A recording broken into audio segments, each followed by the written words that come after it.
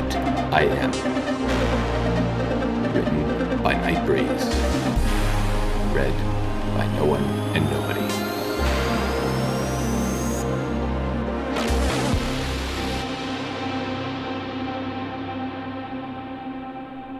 Chapter 1.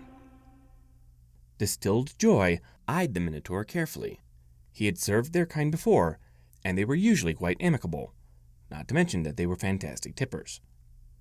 Unless things weren't going their way. And by the way this guy was acting, it was likely that nothing had ever gone his way. "Mickey, get me another." The Minotaur said with a small burp. "Right away, sir," he said, ignoring what the Minotaur had called him. He didn't know who this Mackie was, but it didn't really matter. As long as his bar remained intact, the Minotaur could call him whatever he wanted to. "Tell me, Mickey, you ever lost everything?" the Minotaur asked, his hand waving about in erratic circles.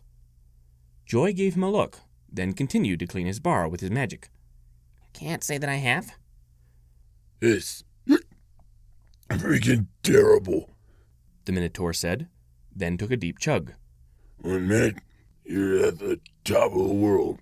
The next, some upstart comes and ruins everything." Joy nodded, but never took his eyes off the unstable customer. "I can see how that can be a problem." Then he goes and cheats. He uses shards. You're not supposed to be able to use shards. It's against the rules," the Minotaur said, banging one of his mighty fists against the bar. The wood creaked, and Joy could hear the glasses he kept there click ominously. But luckily, the bar held firm. "Of course it is," Joy said, attempting to mollify the customer. "Darn right. You're supposed to use your own knowledge, not cheat by..." "What were we talking about?" the Minotaur asked. Before Joy could answer, the Minotaur tilted back his tankard and downed the entire thing in one gulp. "Well, whatever it is, he's going to get what's coming. He is. Just you wait. He'll know he picked the wrong family to mess." Before the Minotaur could finish his threat, though, his eyes rolled into the back of his head, and he collapsed off the edge of his stool, causing the entire tavern to shake with his fall. Distilled Joy let out a sigh of relief. At least this drunk hadn't destroyed his bar like the last one did. Without much more thought on the matter, the bartender picked up his rag again and got back to cleaning the bar. He'd call the guard later to clear out the drunk. For now, he was going to enjoy the relative peace and quiet that the Minotaur's collapse had left behind. "Excuse me," a female voice said, bringing the bartender back to the present. "I hope my friend here wasn't a problem." Joy looked up, noticing for the first time the gray mare and her compatriots. "Nah, he wasn't a problem. Pretty peaceful, all things considered." She nodded, her eyes drifting downward to the bowl that was splayed out in front of the bar. "That's good. He didn't run a huge tab, did he?" Joy shook his head again. "For a Minotaur? Nah, just 65. Kind of surprised, really. When his kind gets this way, they usually run a tab that's at least 3 digits. The mayor grinned at this, and Joy couldn't help but feel unsettled. He didn't quite like the way she eyed him, almost as if he were prey. "Thank you for your patience," she said. Her horn then started to glow, and a pretty large bag of coins levitated into view. "This should probably cover it. I was sort of expecting him to drink more. So think of the rest as a tip. Let's get him home, guys." Joy hefted the bag in his magic as the stallions started dragging the comatose Minotaur out, his eyes going wide at the weight. "Holy! Miss, you sure you don't want your change? There's got to be at least 150 bits in here." The mayor didn't even look back. "I'm sure. Think of it as a thank you for helping us make our friend feel at home." And, without another word, the odd group walked out, leaving behind an uncertain-looking Joy, a bag held in his magic, and a bad feeling resting in his gut. Twilight Sparkle's hooves made a hollow clip-clop sound as she made her way through the castle corridors. The purple unicorn had an appointment today, one that she had been looking forward to for a very long time. but always had to put it on hold for some reason or another. Maybe it was because of the impending doom that had hung over the castle ever since the arrival. That could certainly put a dampener on any plan or machination at work. The discovery that the world wasn't about to get invaded opened up so many possibilities, though. They not only had the time to build the omniscope correctly, but also to overcome that nasty language barrier that had stalled so much of their progress. It was like a weight had been lifted. Twilight was so excited, in fact, that she didn't even bother knocking when she reached the door, choosing to instead burst inside without even a second thought. Inside the rather spacious room were all the comforts of a normal bedroom, along with a few other things thrown in for good measure. It had a minotaur-style writing desk, which was covered in paper and quills, a chair made for minotaurs, a bed that was clearly not sized for ponies, a bedside table, and a medical monitoring station set into the wall. Sitting in the obviously too large chair was Alex, not even noticing Twilight and her less than subtle entrance. Despite the origin of many of the things in this room, as well as a few very specific aspects of his physiology, Alex wasn't a minotaur. In fact, he was about as far removed from the species as one could get. Alex was an odd sort, looking like something out of a horror movie or ghost story. Though that description didn't really do him justice. He was tall and gangly, standing probably about 6 feet, with arms and legs that appeared to be way too thin and emaciated for the rest of his body. On his head, he had a thinning shock of red hair, and his eyes were as black as the deepest night.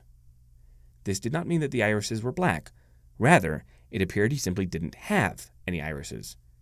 Instead, his eyes were simply pools of black, no whites to speak of, though this didn't seem to hamper his vision in the slightest.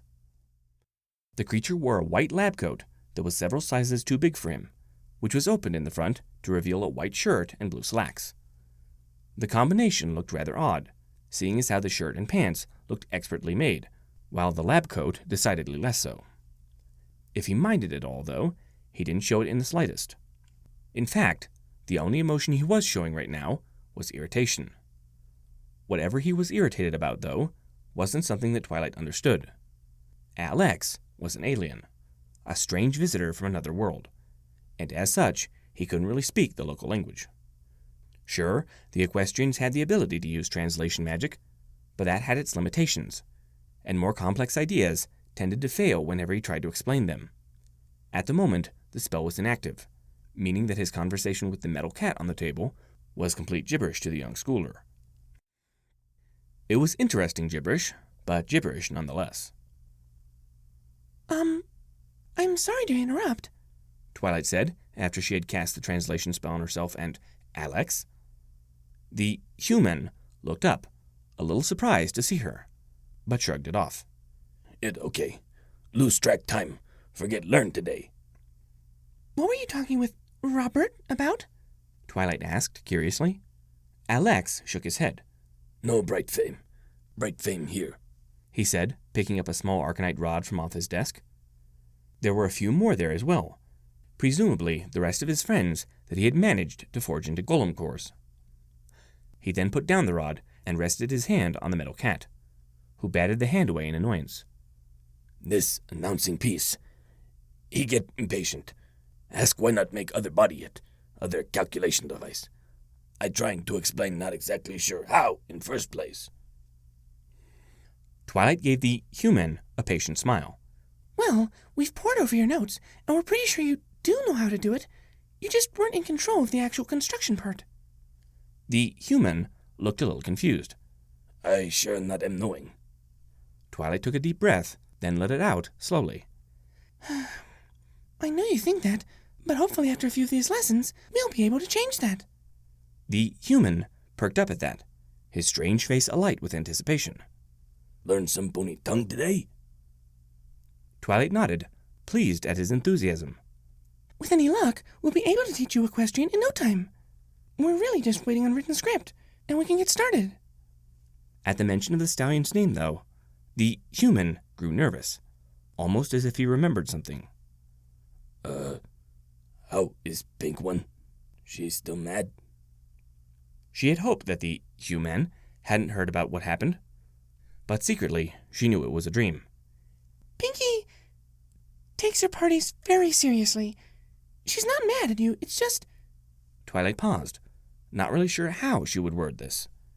Well, let's say that you really shouldn't miss her next party, okay? Alex smiled apologetically. Will do. Sorry about not show. He let out a sigh, his face clouded with worry. That when met bug, remind home some reason. Make wonder how left behind do. If they happy, if they well. Twilight smiled at that. I'm sure they're fine. They probably miss you too. He didn't respond immediately, choosing to instead lean back, letting his arms fall to the armrests at his sides. I know it. I've been gone so long. Wonder if hurt, if succeed. Wonder if safe right now. Dr. Valerie Jordan stared listlessly at the rain outside. She knew that she should be getting back to work, but her heart wasn't in it. Val, moping isn't going to get these samples processed any faster. Jill said next to her. Valerie took a second to regard her friend, her gray eyes boring into Jill's thin face. She had red hair, which was tied back in a tight bun. Her deep, sea-green eyes peered out of a set of thin, silver-rimmed glasses, giving her a somewhat wide-eyed expression, and her face was currently turned down into a worried frown. She was a tall woman, probably about a foot taller than Valerie herself, though that wasn't much of an accomplishment, since Valerie's own height only reached 4'7". Valerie pushed a lock of her black hair out of her face, her expression downcast. I'm sorry, Jill. I don't know what's wrong with me today. I'll tell you what's wrong. The same thing that's been wrong for a year now. Jill said as she placed a comforting hand on her friend's shoulder. You gotta face facts. He's never coming back. He's probably run off with some floozy or something. You gotta move on with your life. Valerie let her head fall flat onto the table.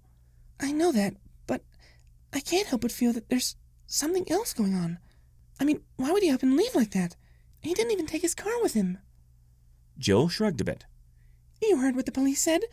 No forced entry, no sign of a struggle. He just disappeared. Sounds to me like he got fed up with normal life and decided to live like a hippie. Valerie gave a small snort of laughter.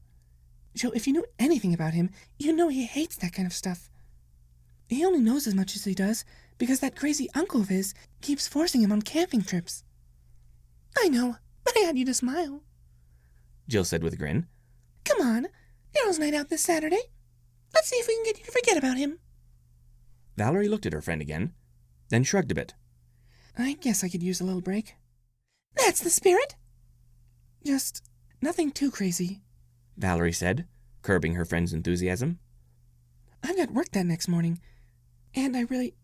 Before Valerie could finish her sentence, though, she trailed off as she saw a flicker of movement in the window. Hey, Val, you okay? Yeah, I'm fine, she said, shaking off the eerie feeling she had. Anyway, let's get back to work. We've still got a lot to do before the end of the day, and you know how picky Detective Callister can be about deadlines. However, despite the calm that had settled, Valerie couldn't help but feel that she had seen something that she shouldn't have, prowling around outside the police station. With a bit of a shake, she got back to what she was doing, unaware of the many malicious eyes that were watching the building.